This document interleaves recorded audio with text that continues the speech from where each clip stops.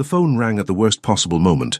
Tamin's hand hovered over the secure line, his jaw tight as three of his most trusted lieutenants waited for his decision about the territory dispute in Queens. The stakes were astronomical.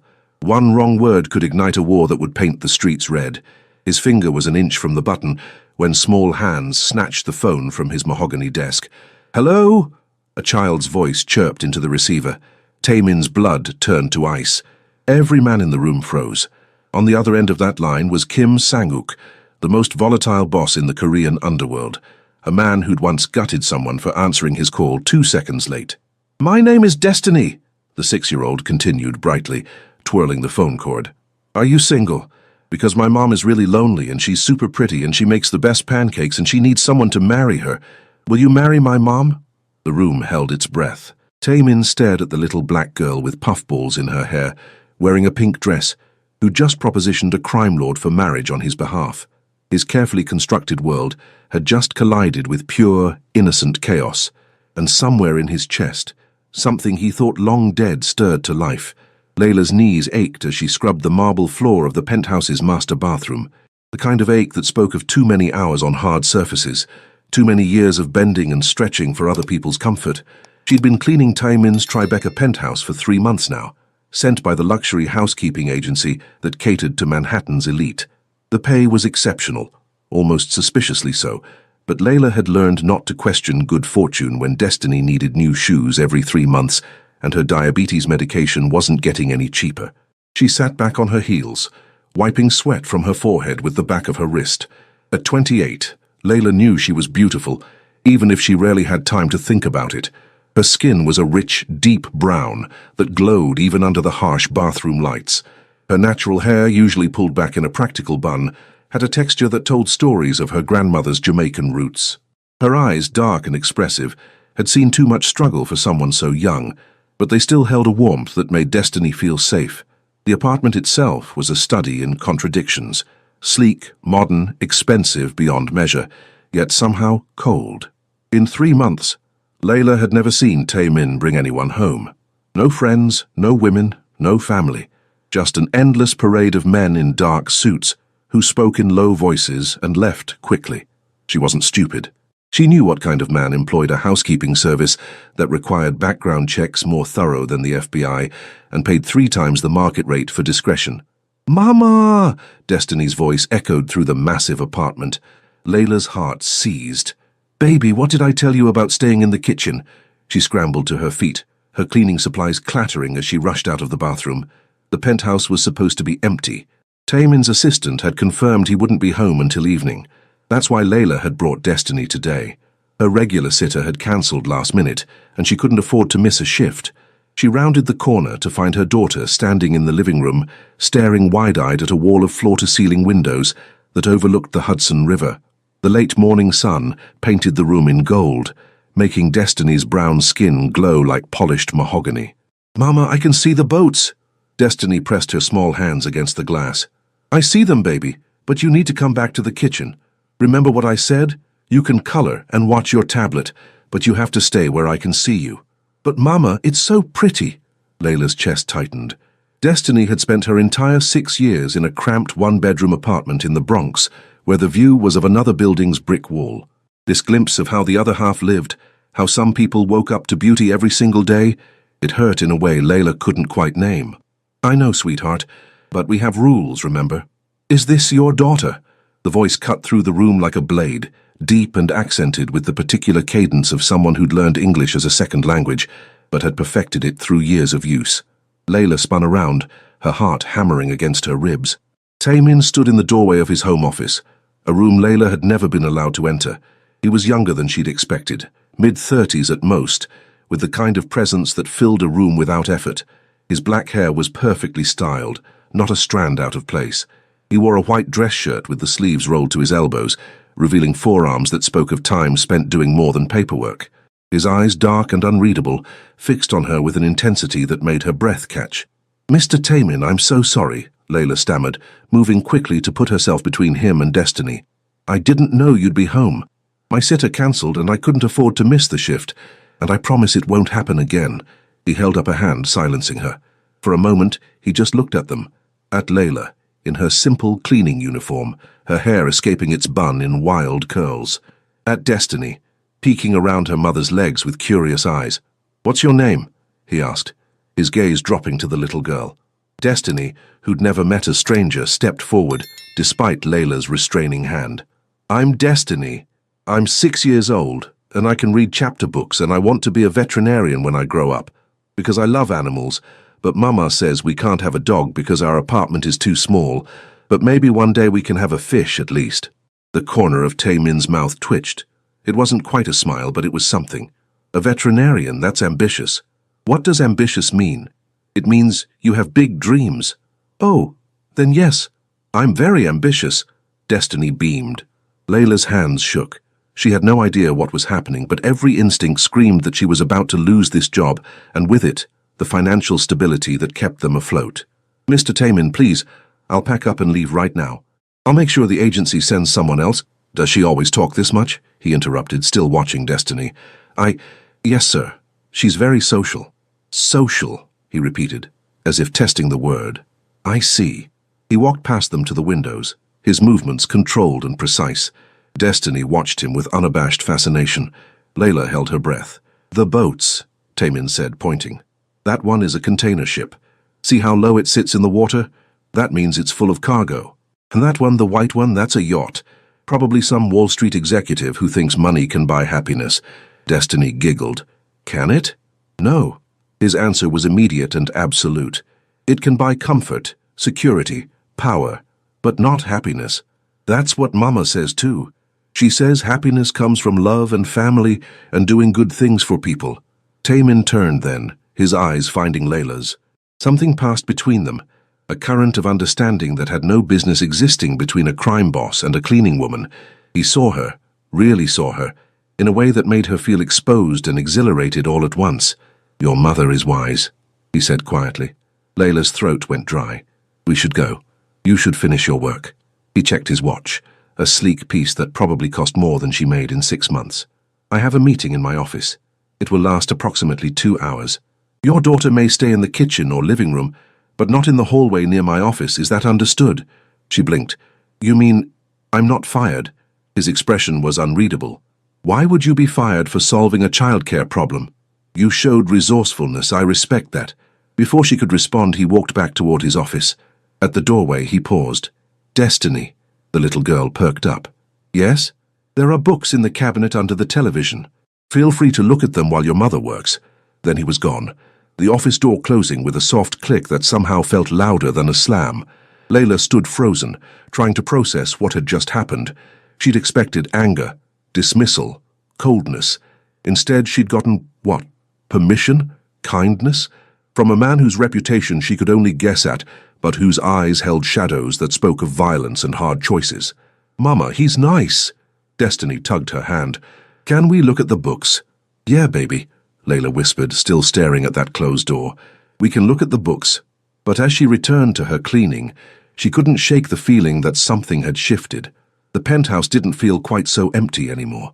And the man behind that door, the one with the cold eyes and the unexpected gentleness toward a chattering 6-year-old, he didn't feel quite so much like a stranger. Her phone buzzed. A text from the agency. "Mr. Taemin has requested you specifically for all future appointments. Compensation increased by 40%. Congratulations." Layla's hands trembled as she read the message again. 40%. That was the difference between barely surviving and actually living. That was Destiny's medication covered without her having to choose between pills and groceries. From the living room, she heard her daughter's delighted gasp as she discovered a book about animals. And from behind that closed door she heard nothing at all, but somehow Layla knew that Taemin was thinking about them, about her, and the thought terrified and thrilled her in equal measure. 3 weeks passed in a strange new rhythm. Layla came to the penthouse 4 times a week now, and Destiny came with her every time. Taemin had made it clear through his assistant that the child was not an inconvenience. In fact, he'd had a small desk installed in the corner of the living room, stocked with coloring books, puzzles, and educational materials that had definitely not come from a dollar store. Layla had tried to refuse. She'd tried to maintain professional boundaries. But how did you refuse a man who'd somehow discovered your daughter was struggling with multiplication tables and had the next day delivered a set of math games that made learning fun. How did you maintain distance from someone who noticed everything but said so little? It was a Wednesday afternoon when everything changed. Tae-min had been in his office for hours. Layla knew the signs by now. When he went in before she arrived and hadn't emerged by the time she started cleaning the kitchen, it meant serious business. The kind of business that made his jaw tight and his shoulders rigid. The kind that sometimes left him standing at those floor-to-ceiling windows long after sunset, staring at the city lights like they held answers to questions he wouldn't speak aloud. She was folding laundry in the master bedroom, his clothes precise and expensive under her careful hands, when Destiny appeared in the doorway. "Mama, I'm hungry." Layla glanced at her watch. 4:30. "Okay, baby. Let me finish this and I'll make you a snack. Can I have the crackers from the kitchen? The ones in the blue box? Those crackers cost $12. Layla knew because she'd seen the receipt once, left carelessly on the counter. $12 for something Destiny would eat in 10 minutes. But Tae-min had told her through his assistant that anything in the kitchen was available to them. "Just a few, okay? And use a napkin." Destiny skipped off. Layla returned to the laundry, trying not to think about how good Tae-min's shirt smelled, like cedar and something darker, more complex. Trying not to remember the way his eyes had lingered on her yesterday, when she'd been reaching for a high shelf, and her uniform had ridden up slightly, revealing a strip of brown skin at her waist. She was folding the last shirt when she heard it. Voices from the office, not just Tae-min's low rumble, but other men, angry men, and then, cutting through it all, a sound that made her blood freeze. Destiny's bright, cheerful voice. "Hi? Are you having a meeting? Mama says I'm not supposed to interrupt meetings, but I was walking by and I heard talking, and I wanted to say hi because it's polite to say hi when you meet new people." Layla dropped the shirt and ran. The office door was ajar. Through the gap she could see Tae-min behind his desk, his face carved from stone. 3 men sat across from him, their suits expensive, their expressions dangerous. And there in the middle of the room was Destiny, holding a half-eaten cracker and smiling like she'd just made new friends at the playground. "Destiny!" Layla's voice came out strangled. "Baby, come here right now." But before Destiny could move, one of the men laughed. It wasn't a kind sound. "So this is why you've been distracted, Tae-min. A woman, and her little—" "Finish that sentence and you'll lose your tongue." Tae-min's voice was quiet, but it carried a weight that made the room's temperature drop. The child interrupted a business meeting. Children do that. It's not relevant to our discussion. The man who'd spoken leaned back, his smile sharp. "Everything is relevant. Your father would never have allowed such distractions." Tae-min stood, and Layla saw it then. The reason men feared him.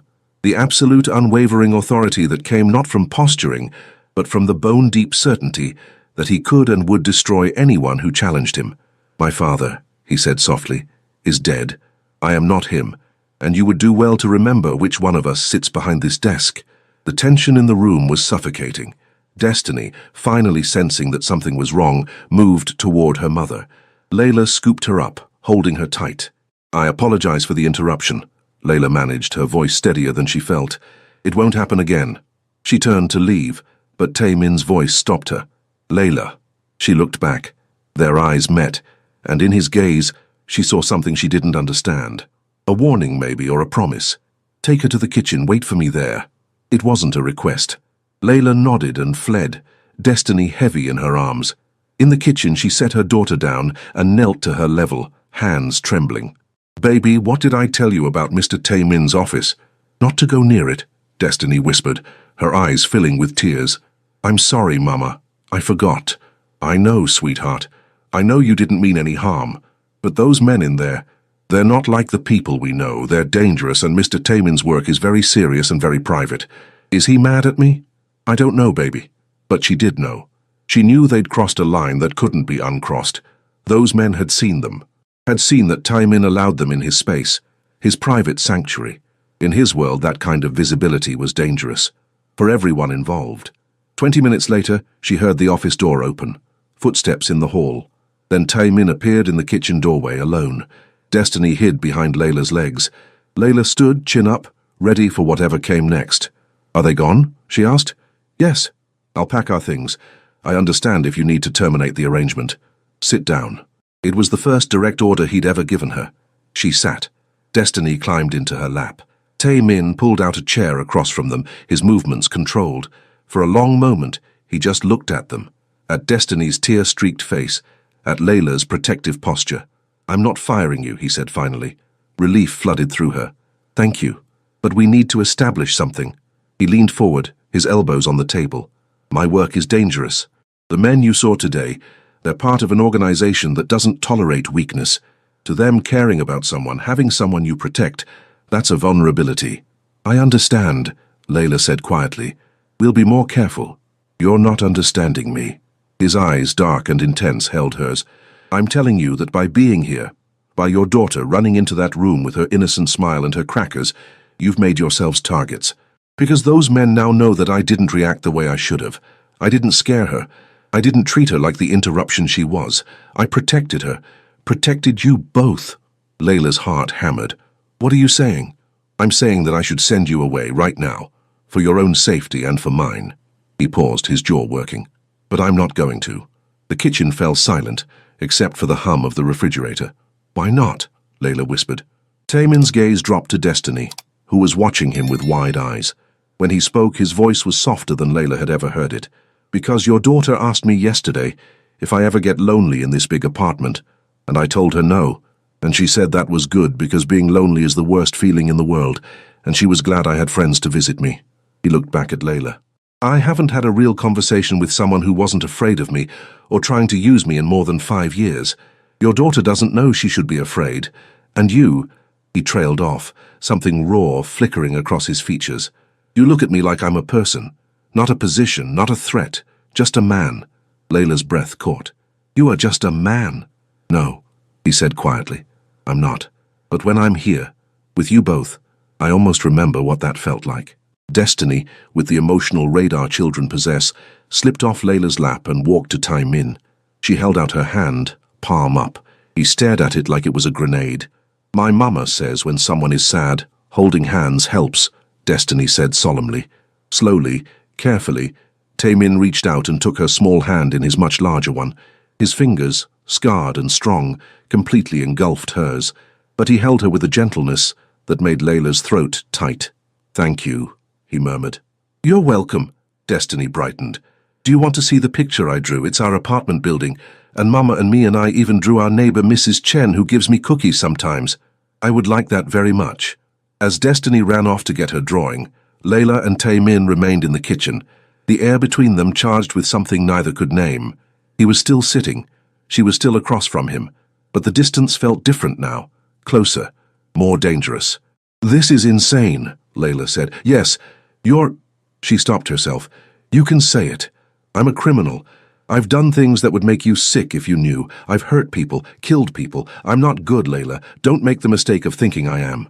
She should have been terrified, should have grabbed Destiny and run, but she saw something in his eyes, in the way he held himself, that spoke of a man trapped by circumstances as much as choices.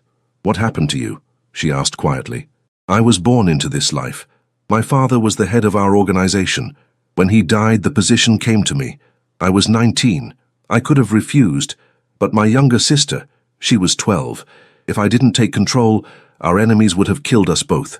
So I became what I needed to be." He flexed his fingers, the ones that had just held Destiny's hand so gently. "I've been that person for 16 years. I don't know how to be anyone else." "That's not true." His eyes snapped to hers. "What? You just held my daughter's hand like she was made of glass. You put a learning desk in your living room. You notice when she's struggling with math." Layla leaned forward. "Whatever else you are, you're also capable of kindness. Don't tell me you've forgotten who you are when I can see exactly who you're trying not to be." For a moment, Tae-min looked genuinely stunned. Then, slowly, that almost smile returned. "You're dangerous." "Me?" She laughed, the sound bitter. "I clean houses for a living. I take the bus because I can't afford a car. My daughter and I share a bedroom. How am I dangerous? Because you make me want things I can't have." His voice was rough, raw. "Things I gave up the right to a long time ago." Before she could respond, Destiny came racing back, waving a piece of construction paper covered in crayon. "Look, look. This is Mama and this is me, and these are the cookies Mrs. Chen makes." Tae-min took the drawing with both hands, studying it with genuine interest. This is excellent. You have real talent, Destiny. Really, really. The proportions are quite good for your age. Destiny beamed. Then, with the randomness that only 6-year-olds possess, she asked, "Do you have a family?" The question hung in the air. Tae-min's expression closed off slightly, but he answered honestly, "I have a sister. She lives in California now. She's a doctor." "A doctor? That's even more ambitious than a veterinarian," Destiny breathed. "Do you miss her?" "Every day." "Then you should call her. Mama says family is the most important thing, and we should never forget to tell people we love them, because tomorrow isn't promised." Tae-min's eyes found Layla's again, and she saw the question there, the wonder. How had this woman, who had so little, managed to raise a child so full of love and wisdom? "Your mama is right," he said softly. "About many things." And as Destiny continued to chatter, showing him every detail of her drawing, Layla felt the ground shift beneath her feet. She was falling into something deep and complicated, something that could destroy them both. But when Tae-min smiled at her daughter, when he listened to her rambling stories with genuine attention, when he looked at Layla like she was precious instead of paid help, she couldn't bring herself to pull back. Not yet. Maybe not ever. The call started 2 days later. Layla was at the penthouse scrubbing the guest bathroom when her phone rang. Unknown number. She almost didn't answer, but something made her pick up. "Hello?" Silence. Then a click. It happened again an hour later, and again that evening at her apartment in the Bronx. Each time, silence followed by disconnection. By the fourth call, her hands were shaking. She didn't tell Tae-min. What would she say? That she was getting hang-up calls? In the world she came from, that was nothing, a wrong number, a telemarketer, nothing to panic about. But on Friday, when she arrived at the penthouse with Destiny, she found Tae-min waiting in the living room, not in his office, not dressed for a meeting, just standing by those massive windows, his posture rigid. "We need to talk," he said without preamble. Layla's stomach dropped. "Destiny, baby, can you go set up your coloring at your desk?" "Okay, Mama." Once Destiny was occupied, Layla approached Tae-min cautiously. "What's wrong?" He turned to face her, and she saw it immediately. The cold fury in his eyes, barely contained. "You've been getting phone calls." It wasn't a question. "How did you—" "Because I've been having you followed." He said it flatly, without apology. "After the incident with my associates, I assigned someone to watch you, to make sure you were safe." Anger flared hot in her chest. "You had me followed? You put someone on me without asking?" "Yes. That's a violation. That's an invasion of my privacy. That's protection." He stepped closer, his intensity making her breath catch. "Those men in my office, they noticed you.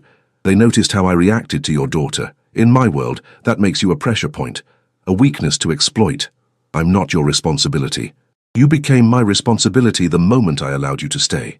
His voice was hard, unyielding. "The calls you've been receiving, they're not random. Someone is testing you, seeing if you'll scare easily.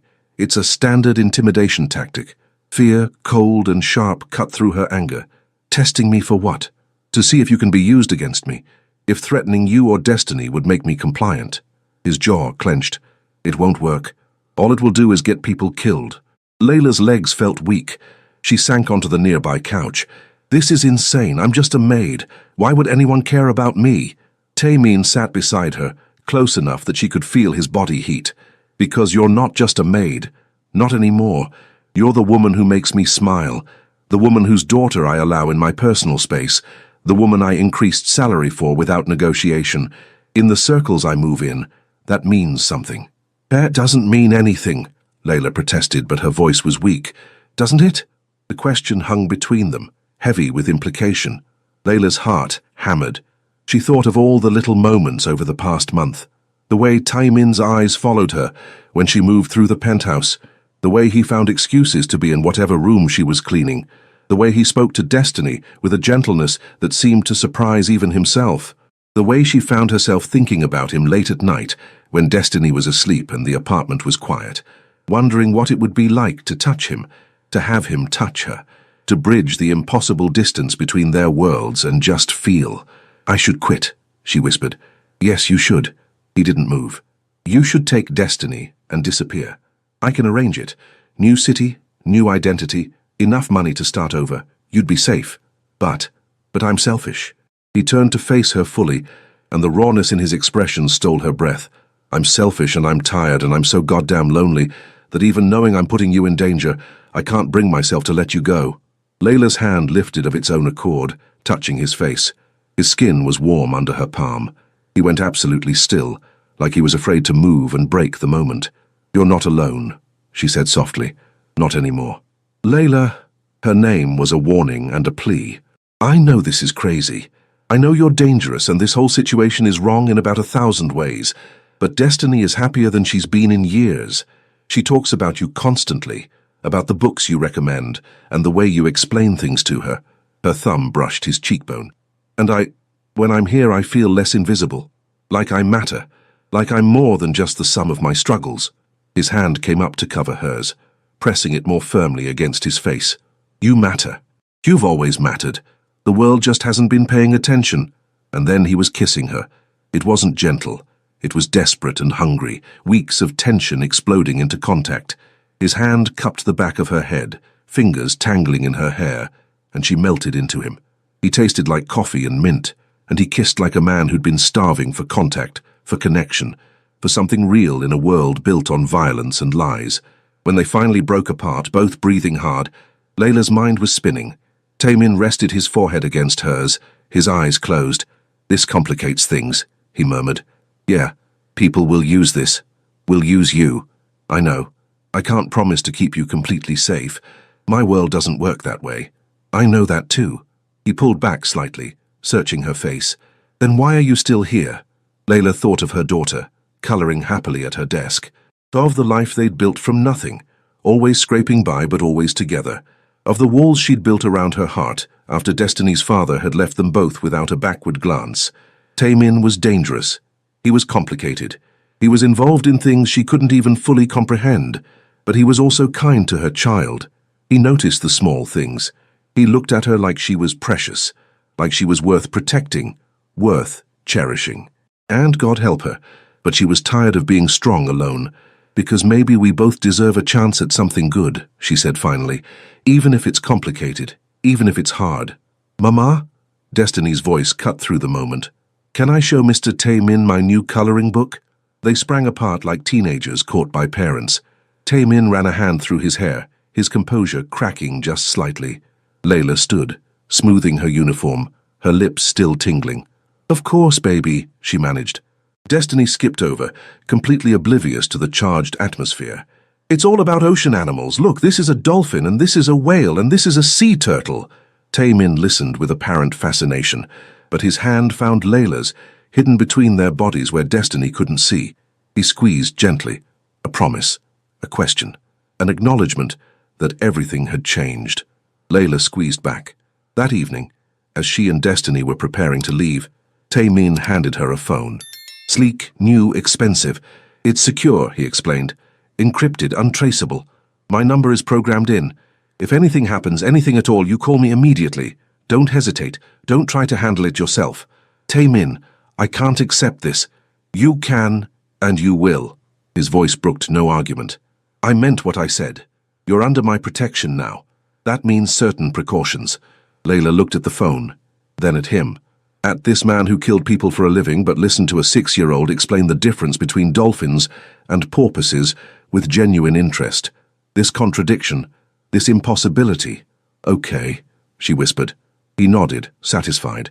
Then, with a glance to make sure Destiny was occupied with putting on her coat, he leaned close. His lips brushed her ear. "I'm going to keep you safe," he murmured. "Both of you. Whatever it takes." A shiver ran through her that had nothing to do with fear. "I believe you." That night in her tiny apartment, Layla lay awake long after Destiny had fallen asleep. The new phone sat on her nightstand, a physical reminder of the choice she'd made, the line she'd crossed. She should be terrified, should be planning their escape. Instead, she found herself touching her lips, remembering the taste of him, the feel of his hand in hers, the way he'd looked at her like she was the answer to a question he'd been asking his whole life. Outside, the Bronx hummed with its usual nighttime symphony of sirens and shouts and life. But inside, in the darkness, Layla smiled. For the first time in 6 years, she wasn't facing the world alone. And maybe, just maybe, that was worth the risk. The crisis came on a Tuesday. Layla was at the penthouse as usual, Destiny at her desk working through a math worksheet that Taemin had somehow procured from an actual tutor. He'd been in and out all morning, tense in a way that made the air crackle. Something was wrong in his world, she could feel it, but he hadn't shared, and she hadn't asked.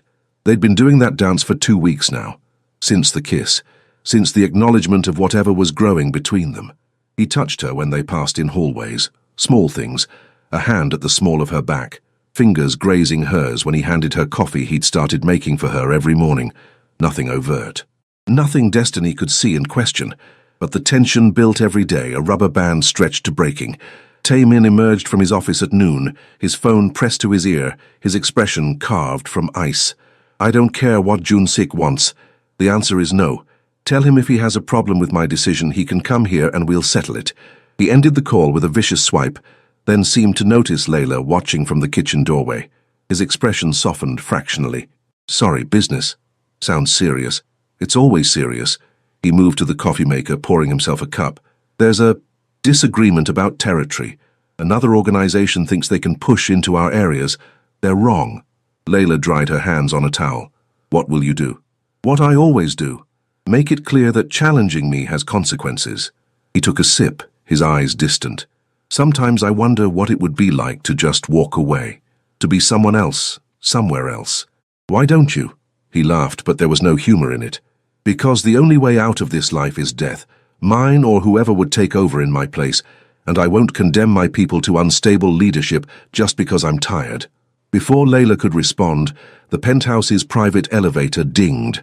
They both froze. No one was scheduled, and no one should have access to that elevator without clearance.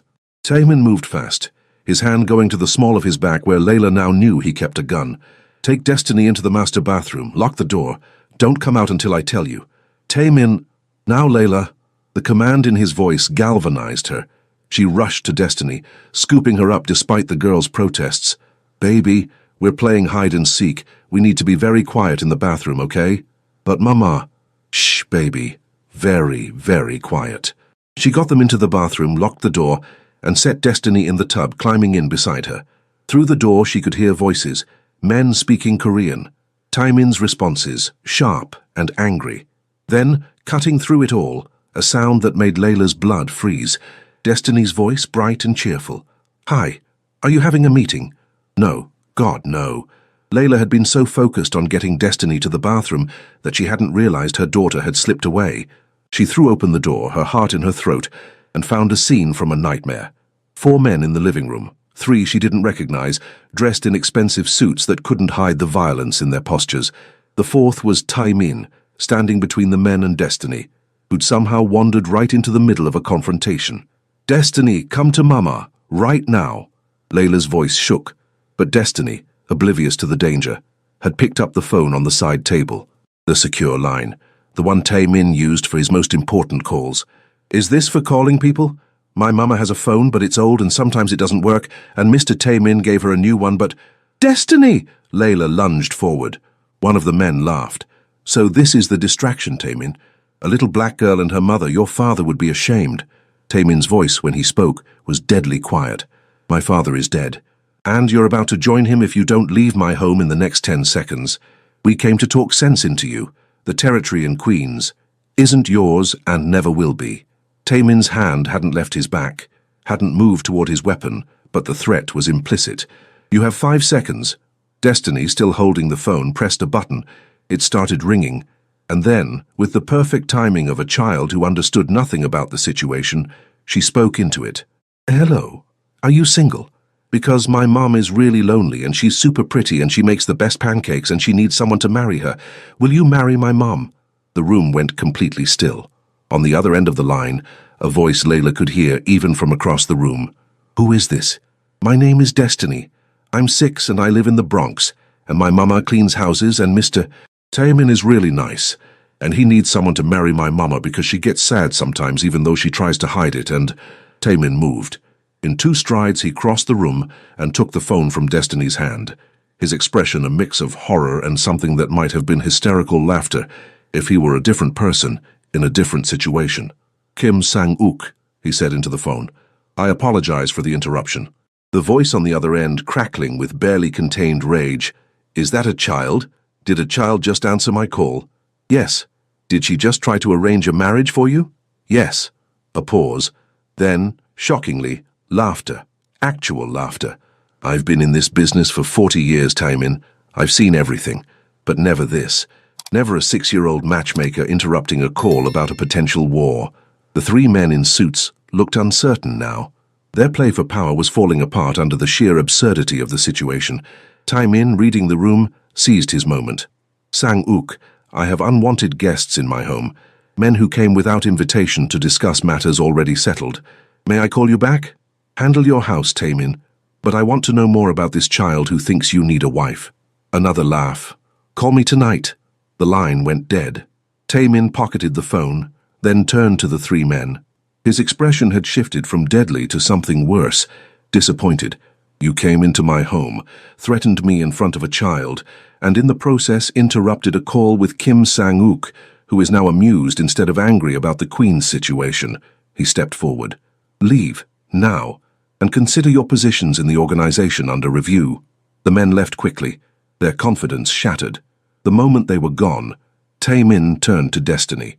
He knelt down to her level, and Layla saw his hands shake slightly before he clenched them into fists. Destiny, he said quietly, did I not tell you very clearly to stay away from my office and business matters? Destiny's lip trembled. I'm sorry. I just wanted to help. The phone was ringing and no one was answering, and Mama says it's rude to ignore calls, and you scared me. The admission seemed to surprise even Taemin. You could have been hurt. Those men, they're dangerous. If you had said the wrong thing, or if they had decided to use you to hurt me. Tears spilled down Destiny's cheeks. I didn't mean to be bad. You weren't bad. You were trying to help. But baby, sometimes helping means staying safe and letting adults handle adult things. He pulled her into a hug, and over her head his eyes found Layla's. Both of you could have been hurt. Layla, still shaking from adrenaline, crossed to them. She wanted to be angry, to yell at Taemin for bringing danger into their lives, to grab Destiny and run and never look back. But she saw it in his face, the genuine terror, the realization of what could have happened, the raw, exposed vulnerability of a man who'd just discovered he cared more than he could afford to. We're okay, she said softly. This time. He stood, still holding Destiny. But there will be a next time. There's always a next time in my world. Then maybe we need to change worlds. He stared at her. What? Layla took a deep breath, the words coming before she could second-guess them. You said the only way out is death. But that's not true. People leave criminal organizations all the time. They disappear. Start over. Trade what they have for safety. Layla, it's not that simple, isn't it? She stepped closer, her hand on his arm. You're miserable. You're trapped in a life you never chose, doing things you hate, surrounded by people you can't trust. And for what? Power? Money? Those things don't matter if you're dead inside. I have responsibilities. People who depend on me. And you can't help them if you're dead, or if you're so broken that you stop caring. She reached up, touching his face. I see you, Taemin. I see the man you're trying to be under all the violence and control. And that man, he deserves more than this. Destiny, sandwiched between them, piped up. I think Mama's right. You should marry her and come live with us. Our apartment is small, but we can share. Despite everything, Taemin laughed. A real, genuine laugh that transformed his face. Is that so? Yes. And then you can help me with homework, and Mama won't be sad anymore, and we can be a family. The word hung in the air. Family. Something Taemin hadn't had since his sister left. Something he'd convinced himself he didn't deserve. Couldn't have. Destiny, Layla said gently. It's more complicated than that. Why? Her daughter looked genuinely confused. You like him. He likes you. I like both of you. That's how families work. Taemin set Destiny down carefully. He looked at Layla, really looked at her, and she saw the war raging behind his eyes. Duty versus desire. The life he knew versus the life he wanted. Your daughter just proposed marriage on your behalf to Kim Sang-uk, he said quietly. One of the most dangerous men in the Korean underworld, I heard. She has absolutely no sense of self-preservation. She gets that from me. This is insane. You've said that before. He reached out, pulling Layla close. With Destiny between them, it was awkward, but it was also perfect. A small unit against the world. I need time, he murmured into her hair, to figure out how to do this without getting you killed. To find a way out that doesn't end with all of us in graves. How much time? I don't know, but until I do, you're both staying here. Layla pulled back. What? Your apartment isn't safe anymore. Those men know where you live. They'll use that. His jaw set. Move in, both of you. The penthouse has security, cameras, guards. You'll be protected here. Taemin, we can't just move in. You can and you will. He softened slightly. Please, I can't function knowing you're out there, vulnerable. Let me do this. Let me keep you safe while I figure out the rest. Destiny bounced excitedly. We're moving to the pretty apartment with the windows? Really? Layla looked at her daughter's joy, at Taemin's desperate hope, at the life they could maybe, possibly have if they were brave enough to reach for it. Okay, she whispered. Okay. And as Taemin pulled them both close, Layla felt the last of her walls crumble. She was all in now, for better or worse. She just prayed it wouldn't be worse. 2 months changed everything. Layla stood at those massive floor-to-ceiling windows, watching the sun rise over the Hudson River, and marveled at how quickly the extraordinary had become ordinary. Destiny asleep in what was now her room, filled with more toys and books than one child could possibly need, the scent of coffee brewing in the kitchen, the sound of Taemin's voice, low and measured, on an early morning call in his office. Home.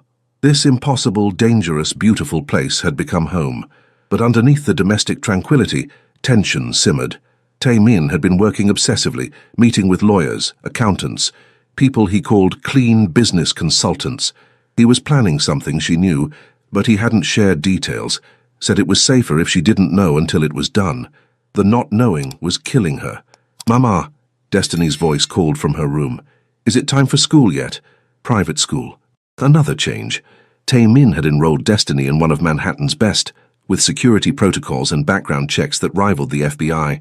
The other parents thought Layla was Taemin's wife. She'd stopped correcting them. "Half an hour, baby. Get dressed." She heard Taemin's office door open, then his footsteps. He appeared beside her, 2 mugs of coffee in hand. He gave her one without speaking, just stood with her, watching the city wake up. "It's Tuesday," she said quietly. "I know. The meeting with Sang-uk is today." "Yes. Are you going to tell me what you're planning?" Taemin set his coffee down, then turned her to face him. 2 months together had made them comfortable with touch. His hands settled on her waist like they belonged there. Her palms pressed against his chest, feeling his heartbeat. "I'm getting out," he said simply. Layla's breath caught. "What?" "I've been liquidating assets, selling off businesses, transferring control to my second-in-command, piece by piece, in ways that don't look like retreat." His eyes, intense as always, searched hers. "Today, I'm meeting with Sang-uk and the other family heads. I'm proposing a new structure, one where I step back from operations but maintain advisory status, keep connections but lose direct involvement. They'll never agree to that. They will if I offer them something valuable in return." His jaw tightened. "I'm giving them Queens, the territory everyone's been fighting over. I'm ceding it freely in exchange for my exit and your safety, yours and Destiny's." Layla's hands fisted in his shirt. "Taemin, that territory is worth millions. It's leverage, power. It's nothing compared to waking up every morning knowing you're both here. Safe. Mine." He cupped her face. "I've spent 16 years in this life. I've killed, lied, destroyed. I can't undo any of it, but I can stop adding to the body count. I can choose something different. What if they say no? Then we disappear. I have contingencies, passports, accounts, safe houses. We'll vanish and they'll never find us." The thought of running, of constantly looking over their shoulders, made her sick. But the alternative, watching Taemin sink deeper into a life that was destroying him, was worse. "I love you," she said suddenly. The words spilled out, unstoppable. "I love you, and I'm terrified, and I don't know how this became my life, but I can't imagine going back to what it was before." Taemin's eyes widened. In 2 months of living together, of shared meals and quiet conversations, and stolen kisses when Destiny was asleep, neither of them had said it, as if speaking it aloud would make it real, make it vulnerable. "Layla, you don't have to say it back. I just needed you to know, before you walk into that meeting, before you risk everything." Her voice shook. "I need you to know that you're loved, that someone sees all of you, the good and the bad and the complicated, and loves you anyway." He kissed her, deep and desperate, a kiss that tasted like promises and fear and hope. When he pulled back, his forehead rested against hers. I love you, he whispered. I've loved you since Destiny asked me if I got lonely, and I realized I'd been lonely my entire life until you both crashed into it. I love you so much it terrifies me, because love is leverage, love is weakness, and if they figure out how much you mean to me— They already know, Layla interrupted. The whole world knows, Taemin. You gave me your home, your protection, your heart. There's no hiding it now. He nodded slowly. Then I have nothing left to lose. Except us. You have us to lose. Which is why I'm doing this. He straightened, his expression shifting into the mask she recognized. The boss. The leader. The man who commanded rooms full of dangerous people. I need to get ready. The car comes in an hour. I'm going with you. Absolutely not. Yes. Layla set her jaw. If you're going to walk into a room full of crime bosses and propose leaving the life, I'm going to be there. As a reminder of why you're doing it. It's too dangerous. Everything about this is dangerous. But we're in it together, remember? She grabbed his hand. Besides, Destiny can stay with the guards here. She'll be safe. And you need someone watching your back who actually cares if you live or die. Taemin stared at her, then laughed. That same genuine laugh she'd first heard when Destiny had suggested they all live together. You're insane. I prefer ambitious. Destiny's word. She's a smart kid. He pulled her close again, breathing her in. If anything happens, it won't. But if it does, there's a safe in my office. Code is Destiny's birthday. Inside are documents, accounts, everything you need. Take her and run. Don't look back. Layla's throat tightened. Nothing is going to happen. Promise me anyway. I promise. 4 hours later, Layla sat in the back of a private room in a restaurant in Koreatown, watching her man face down 5 of the most powerful crime bosses in New York. Kim Sang-uk sat at the head of the table, the elder statesman, his eyes sharp despite his age. The others ranged from their 40s to 60s, all Korean, all radiating the kind of power that came from decades of control. Taemin stood, because he'd refused to sit, refused to appear subservient, even in request. I'm stepping back, he said without preamble in Korean. Layla's understanding was limited, but she'd picked up enough over the months to follow. Not out completely. I'll maintain advisory status, provide counsel when requested, but operational control transfers to Lee Jun-ho. Effective immediately. Silence. Then Sang-uk leaned back. Why? Personal reasons. Not good enough. One of the younger bosses, Park, sneered. Your father built this organization from nothing. You dishonor his memory by abandoning it for what? A woman?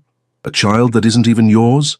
Taemin's expression didn't change, but Layla saw his hands clench. I dishonor my father by continuing a legacy built on violence when there are alternative paths.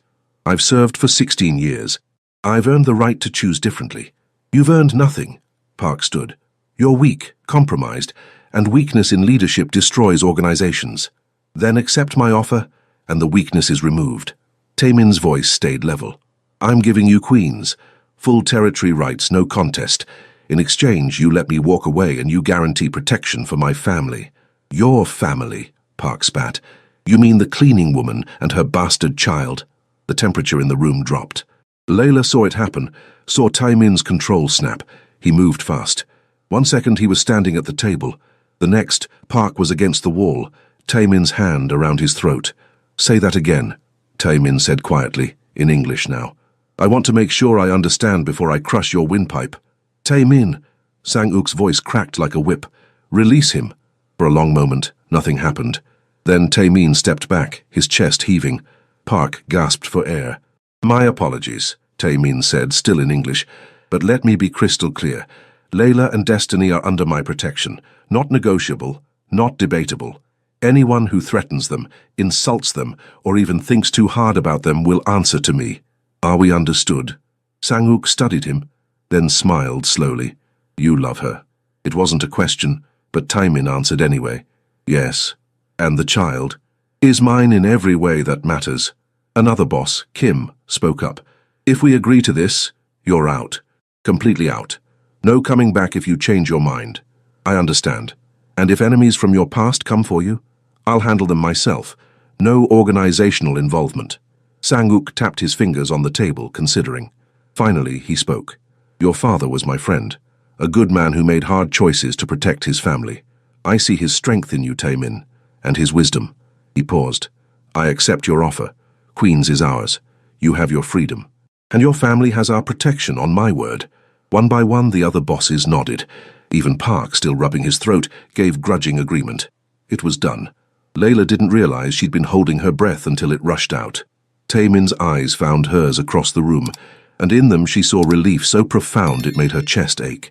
He bowed to the assembled bosses, then walked to her, took her hand, led her out of the restaurant into the bright afternoon sun. On the sidewalk, he stopped. Just stopped and breathed, like a man surfacing after nearly drowning. "You did it," Layla whispered. "We did it." He pulled her close. "You and Destiny. You gave me a reason to fight for something different, something better. What happens now?" "Now?" He smiled. "Now I'm just a man, with a woman I love and a daughter who needs help with her math homework. No territories, no violence, just life." "Just life," Layla repeated, testing the words. They felt impossibly fragile, impossibly precious. Taemin's phone buzzed. He checked it, then laughed. "It's a message from Sang-uk. He says Destiny can call him any time she wants to arrange more marriages. Apparently he was very entertained." Despite everything, Layla laughed too. "Our daughter, the matchmaker. Our daughter," Taemin repeated softly. "I like the sound of that. She'll be thrilled you're officially hers now. She's been telling everyone at school that you're her dad. Then I should make it official." He dropped to one knee right there on the sidewalk, in the middle of Koreatown with people streaming past and staring. "Layla, I have no ring, no plan, nothing but the absolute certainty that I want to spend the rest of my life earning your trust and making you happy. Will you marry me?" Layla's vision blurred with tears. "You're serious. Never been more serious about anything. Marry me.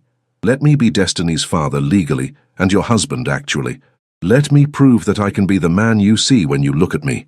"Yes," she breathed. "Yes, yes, 1,000 times yes." He stood, swinging her into his arms, kissing her like she was oxygen and he'd been suffocating. Around them, people clapped. A few took pictures. Layla didn't care. When they finally broke apart, Taemin's eyes were wet. "Thank you," he whispered, "for seeing me, for loving me, for giving me a reason to become someone worth loving." "You were always worth loving," Layla said fiercely. "You just needed someone to show you." They drove back to the penthouse in silence, hands clasped, the weight of the past lifting with every mile. When they walked in, Destiny looked up from her coloring. "You're back. Did the meeting go good?" Taemin knelt down, opening his arms. Destiny ran into them without hesitation. "It went very good, sweetheart. I have some news. How would you feel about me officially becoming your dad?" Destiny's squeal could probably be heard in New Jersey. "Really? For real, real? For real, real? Your mama and I are getting married." More squealing. Then Destiny pulled back, her expression suddenly serious. "Does this mean I can call you Dad instead of Mr. Taemin?" His voice broke slightly. "I would love that more than anything." "Okay, Dad." She tested the word, grinning. "Can we get a dog now? Because families should have dogs." Layla and Taemin exchanged glances over her head, both laughing through tears. "We'll talk about it," Taemin said diplomatically. That night, after Destiny was asleep, they stood at those windows again. But this time Taemin's arms were around Layla, her back against his chest, their future spread out before them like the city lights. "I'm scared," he admitted quietly. "I've never done normal, never had a family. What if I'm terrible at it? Then we'll figure it out together." Layla turned in his arms, looking up at him. "You're not alone anymore, Taemin. None of us are." He kissed her forehead, her cheeks, finally her lips, soft and sweet and full of promise. "I love you," he murmured against her mouth. "I love you too." And for the first time in either of their lives, those words didn't feel dangerous. They felt like home. Years later, people who knew the story would still talk about it. About the maid and the mafia boss. About the little girl who grabbed a phone and changed everything. About the man who walked away from power for love. But for the people living it, life had become beautifully, wonderfully ordinary. Taemin stood in the backyard of their house in Westchester, watching Destiny, now 12, train their golden retriever. The dog, ridiculously named Pancake because Destiny had insisted, bounded around her with enthusiastic incompetence. "She's never going to teach him to sit," Layla said, appearing beside him with 2 glasses of lemonade. "Probably not," Taemin agreed, taking a glass, "but she'll have fun trying." 8 years of marriage, 8 years of normalcy, or as normal as life could be for a former crime boss trying to run legitimate businesses. The consulting firm had thrived, the real estate investments had paid off. They were comfortable, secure, safe, and more importantly, they were happy. "Your sister called," Layla said. "She wants to know if Destiny can visit California this summer." "What did you tell her?" "That we'd ask Destiny. She's old enough to decide." Taemin nodded. His relationship with his sister had mended over the years. She'd been shocked by his exit from the organization, terrified for his safety but ultimately supportive. They video-called weekly now. She'd been at the wedding, tears streaming down her face as she watched her brother marry the woman who'd saved him. "Dad," Destiny called, "come help. Pancake won't listen to me." "Because you gave him a ridiculous name," Taemin called back, but he was already walking toward her. Layla watched him go, this man who'd been forged in violence, but who held their daughter with infinite gentleness, who read bedtime stories with funny voices, who coached her soccer team with the same intensity he'd once applied to criminal operations, who loved fiercely and completely, and without reservation. Her phone buzzed. A text from an unknown number. "The daughter did good. You both deserve happiness. S.O. Sang-uk." Still checking in occasionally, still honoring his word. Taemin's exit had been clean, complete. No one from that world had touched them, no threats, no violence. Just the occasional cryptic message reminding them they were still under protection. "Mama," Destiny's voice, "come see, Pancake almost sat." Layla walked toward her family, her heart full. Some love stories began with meet-cutes and romantic gestures. Theirs had begun with a phone call and a 6-year-old's innocent belief that everyone deserved love. And somehow, against all odds, that belief had been enough. Taemin caught her eye over Destiny's head, mouthed the words, "I love you." She mouthed back, "I love you too." In the distance, the city skyline glittered. The world they'd left behind, the life they'd escaped. But here, in this yard with their daughter and their ridiculous dog and each other, none of that mattered. They were free. They were home. They were exactly where they were meant to be, and really, what more could anyone ask for?